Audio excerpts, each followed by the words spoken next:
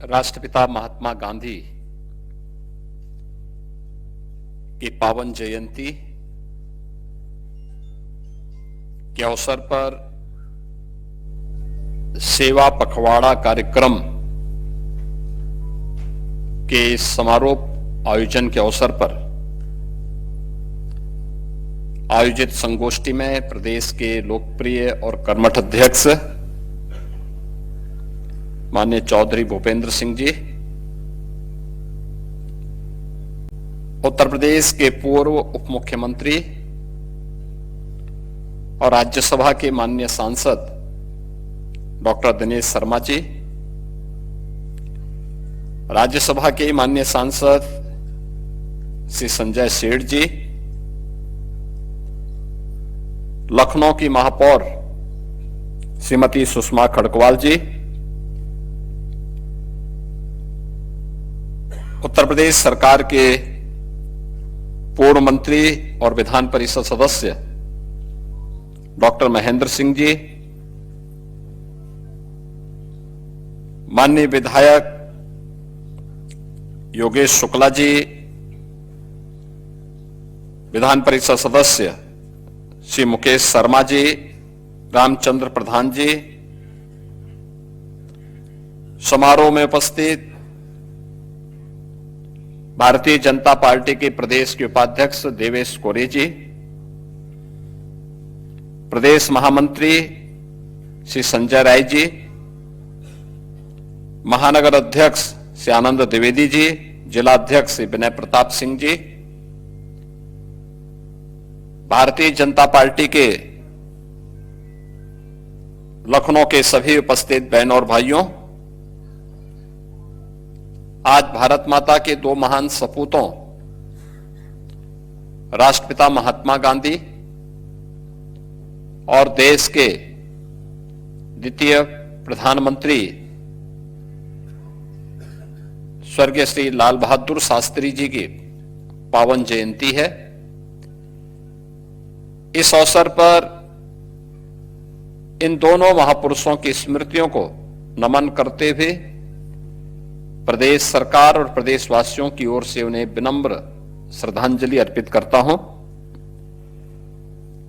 बहनों और भाइयों, राष्ट्रपिता महात्मा गांधी भारत की आजादी के एक महानायक के रूप में हम सब उनका स्मरण करते हैं, लेकिन केवल आजादी के आंदोलन के महानायक के रूप में नहीं, बल्कि लोकतांत्रिक तरीके से आचार और विचार में बेहतर समन्वय के माध्यम से, स्वदेशी के माध्यम से, भारतीय ऋषि परंपरा के मूल्यों और आदर्शों को अंगीकार करते हुए हम भारत की स्वाधीनता के इस आंदोलन को एक नई ऊंचाई तक पहुंचाएंगे। जिन मूल्यों की स्थापना 100 वर्ष पहले राष्ट्रपिता महात्मा गांधी ने की थी, उसका परिणाम हमें 15 अगस्त 1947 में देश की आजादी के रूप में देखने को मिला। राष्ट्रपिता महात्मा गांधी का स्मरण भारत की आजादी के आंदोलन में जिन मूल्यों, जिन आदर्शों को लेकर के उन्होंने अभियान को आगे बढ़ाया था, आज पूरी दुनिया में जहां कहीं भी विश्व मानवता के ऊपर संकट दिखता है, जहां कहीं भी अत्याचार, अन्याय और शोषण से कोई समाज जीने के लिए मजबूर है, उन सब के लिए राष्ट्रपिता महात्मा गांधी का जीवन एक आदर्श प्रेरणा है। याद करिए, दक्षिण अफ्रीका में जब नेशनल मंडेला ने वहां के भेदभाव के खिलाफ एक बड़ी लड़ाई प्रारंभ की थी, उनसे पूछा गया कि आखिर आपकी लड़ाई किन मूल्यों को लेकर के है, तो उन्होंने कहा हमारी लड़ाई राष्ट्रपिता महात्मा गांधी के आदर्शों से प्रेरणा लेकर के एक निरंतरता को आगे बढ़ाने वाली है और दक्षिण अफ्रीका को वहां पर रंगभेद के खिलाफ इस आंदोलन को एक नई ऊंचाई तक पहुंचा करके उन्हें स्वतंत्र कराना है, और उन्हें सफलता प्राप्त हुई। यानी राष्ट्रपिता महात्मा गांधी दुनिया के अंदर उन सभी लोगों के लिए, अगर कहें तो मानवता के वर्तमान में एक बड़े प्रेरणा के केंद्र बिंदु बनकर के राष्ट्रपिता महात्मा गांधी उभरे हैं। लेकिन देश की आजादी के दौरान उन्होंने जिन मूल्यों को आगे बढ़ाया था वह स्वदेशी का था, स्वच्छ का था, स्वावलंबन का था। स्वच्छता कितना महत्वपूर्ण है। स्वच्छ भारत मिशन ने 10 वर्ष के अंदर किए गए, तय की गई उस दूरी को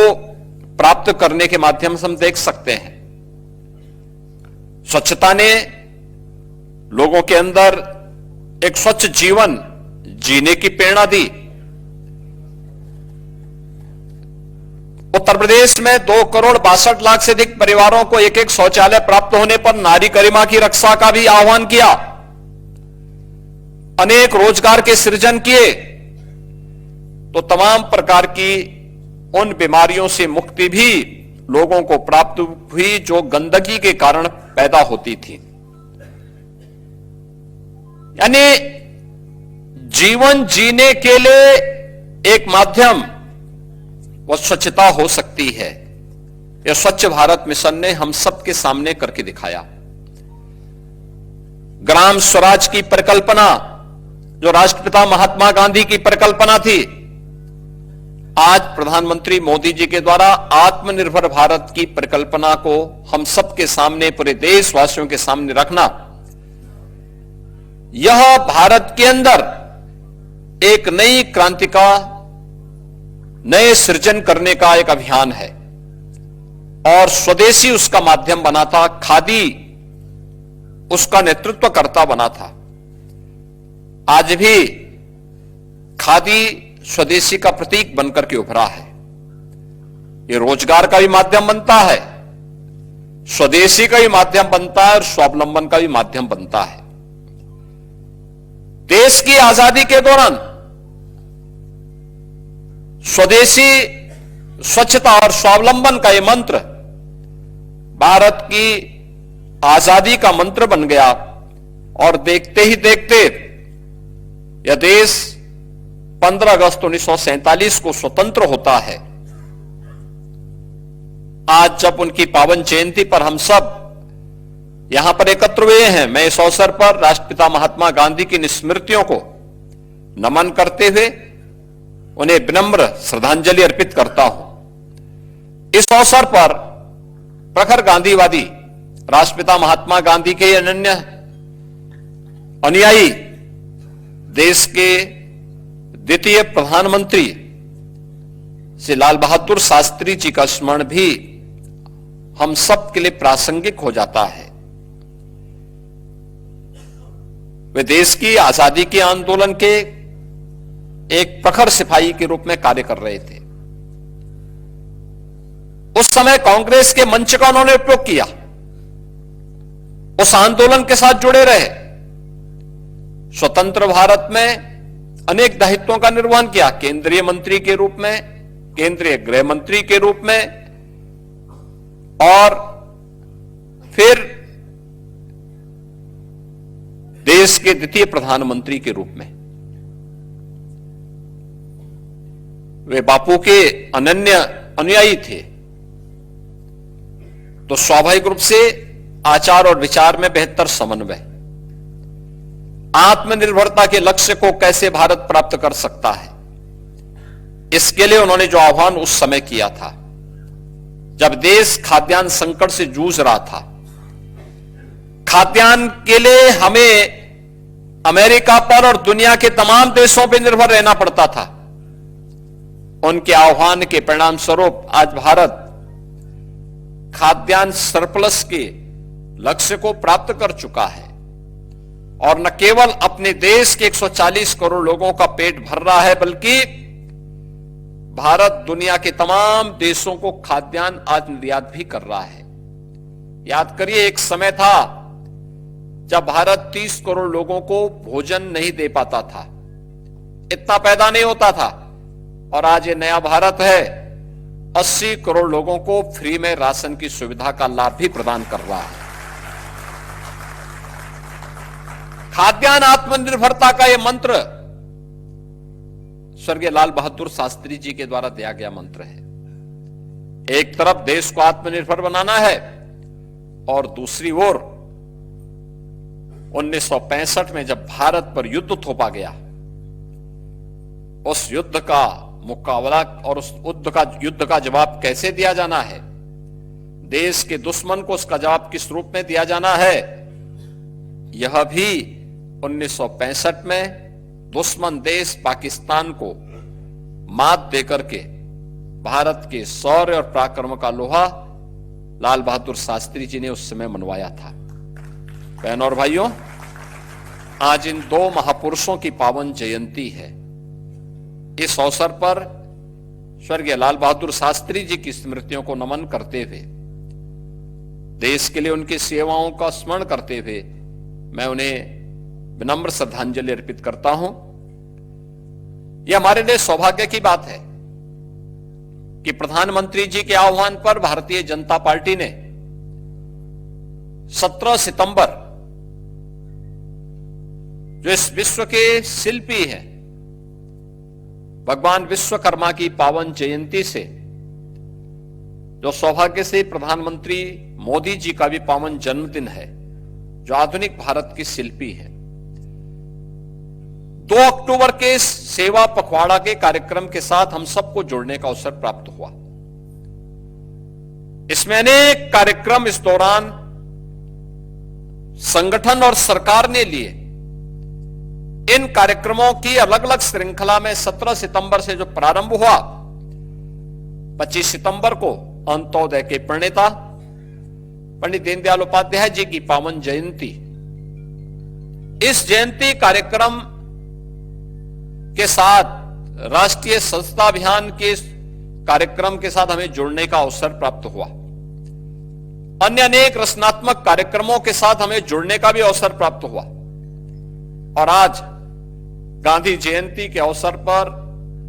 स्वच्छता के एक बृहद कार्यक्रम के साथ प्रातःकालीन सत्र में हम सब सहभागी बने। और अब यहां पर जिस महत्वपूर्ण संगोष्ठी के साथ हम जुड़ने जा रहे हैं, वह है power with in the leadership, legacy of Narendra Modi. यह श्री आर बालासुब्रमण्यम के द्वारा एक लिखित पुस्तक है, जो प्रधानमंत्री मोदी जी के संपूर्ण व्यक्तित्व को देश और दुनिया के सामने प्रस्तुत करती है। यह केवल एक पुस्तक नहीं है, बल्कि शून्य से शिखर तक की एक उस यात्रा का नाम है, जिसे आज ये नया भारत न केवल देख रहा है, बल्कि उसके अनुसार अपना जीवन जी भी रहा है। एक सक्षम और विजनरी लीडरशिप में, प्रधानमंत्री मोदी जी के विजनरी लीडरशिप में